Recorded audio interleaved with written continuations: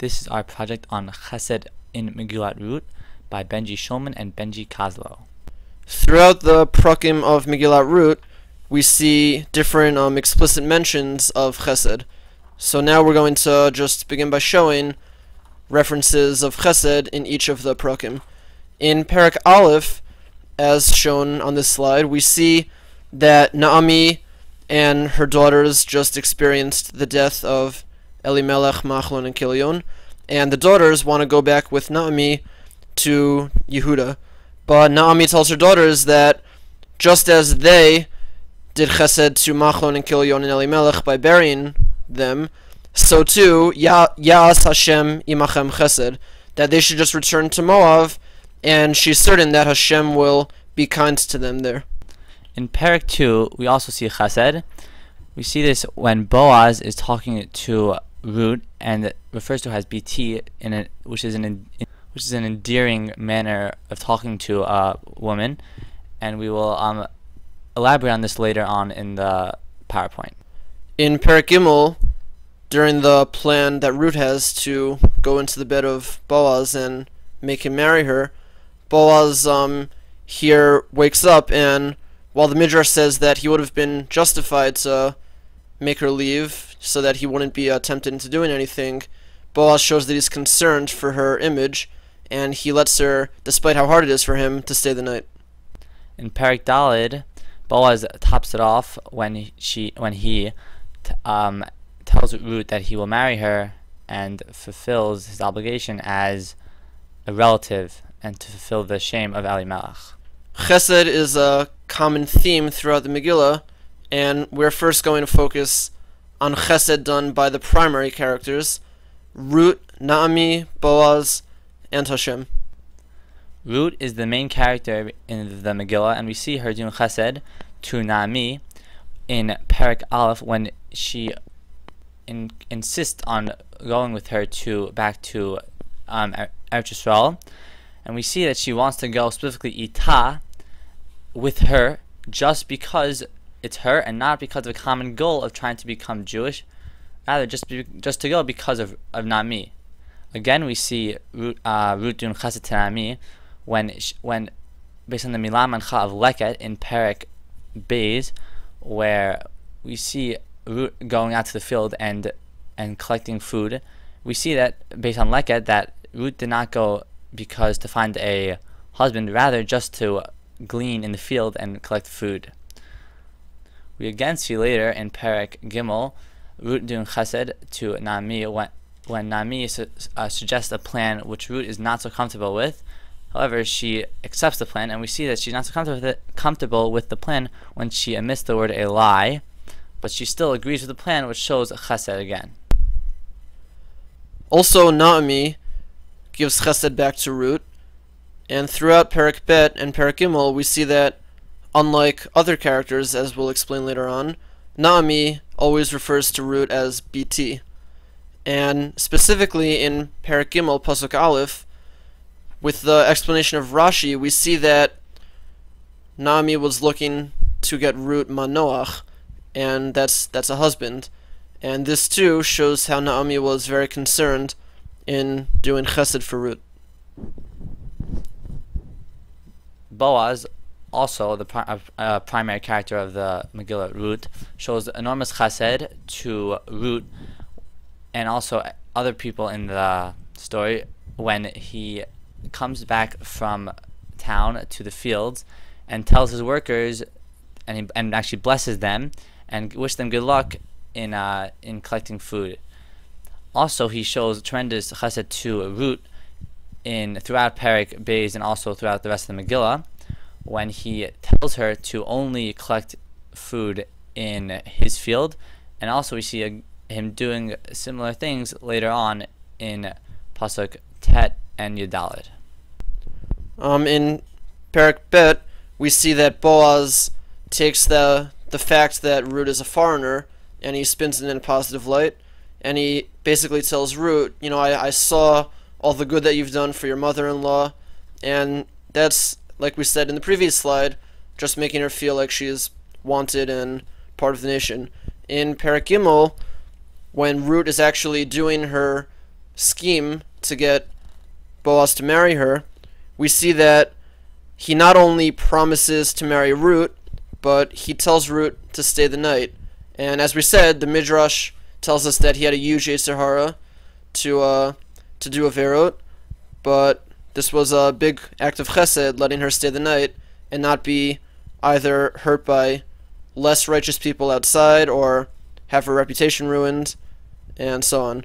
In Pasuk Tedvav, in Perek Gimel, we see that right after Boaz makes this promise, he not only looks for Ploni Almoni, or the Goel, and arranges for him to come down to Rut and see if he wants to do the Geula, or Yibum, but he actually, Vayavo Ha'ir, he actually goes to town and finds Ploni by himself. And finally, in Perek Daled, we see that Boaz ends up being the one to marry Rut, and he fulfills his promise to her.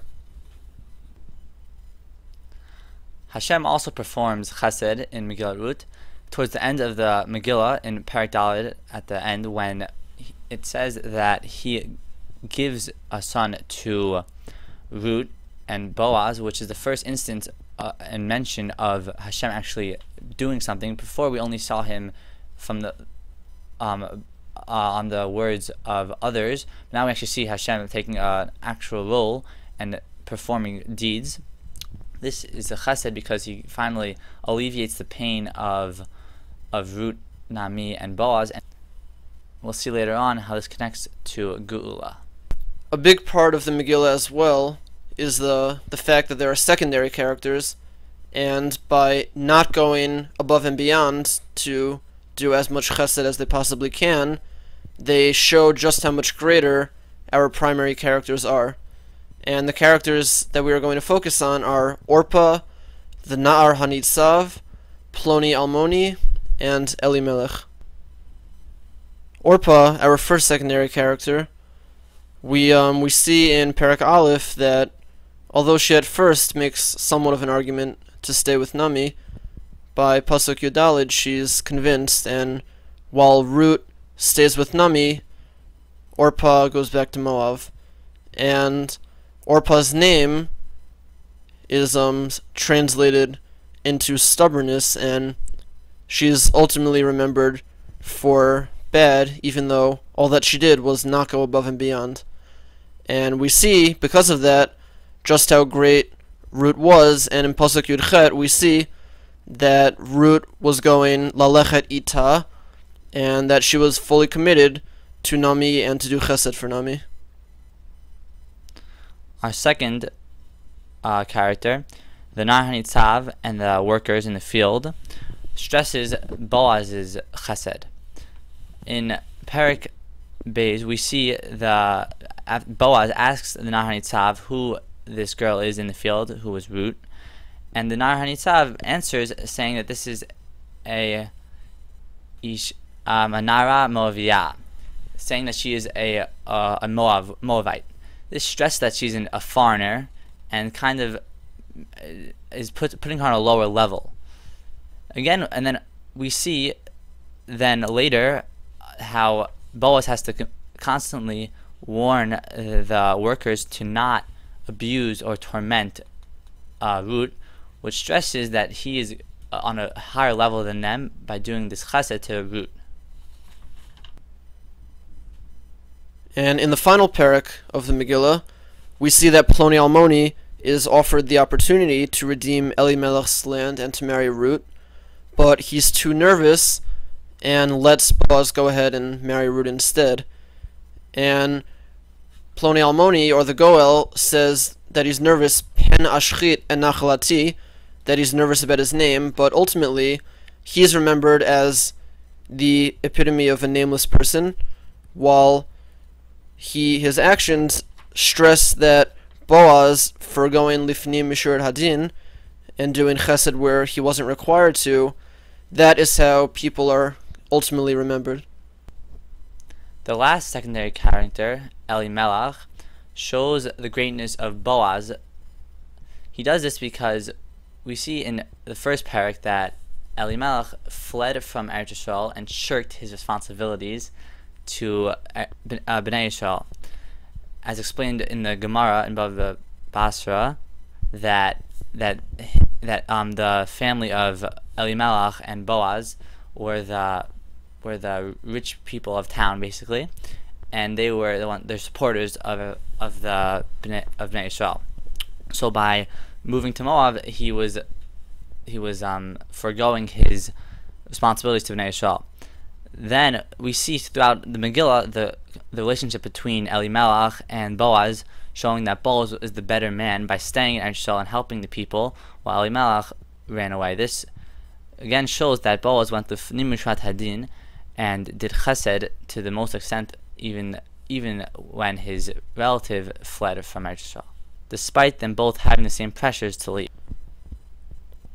Our second to last idea that we're going to focus on now is that chesed ultimately leads to geula.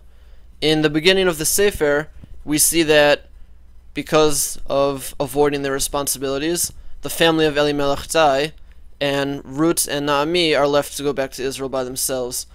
But as the Sefer progresses, and through the chesed triangle, Rut doing chesed for Naomi, Boaz doing chesed for Rut, Naomi doing chesed for Rut, we see that redemption ultimately happens. They all become one family, and Hashem finally steps in at the end of Perek Daled, and he gives Naomi and Boaz a son, and the son is also recognized as the son of Naomi, and all three of them ultimately benefit from being the ancestors of David and the Malchut Beit David and the ultimate geula.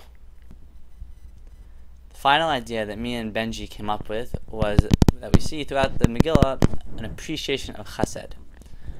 As we see in the second parak of the Megillah, Boaz saying, Hugad li kol asher asita et chamotecha, that Boaz is complimenting Rut that he heard all the great things that she had done for Naomi. This is saying that he is saying to her that he had heard all these great things about chesed, an appreciation of chesed that Rut had done for Naomi. Again, we see at the end of the parak when Naomi shows appreciation for the chesed which Hashem and Boaz had done by giving Rut this great field where she can glean.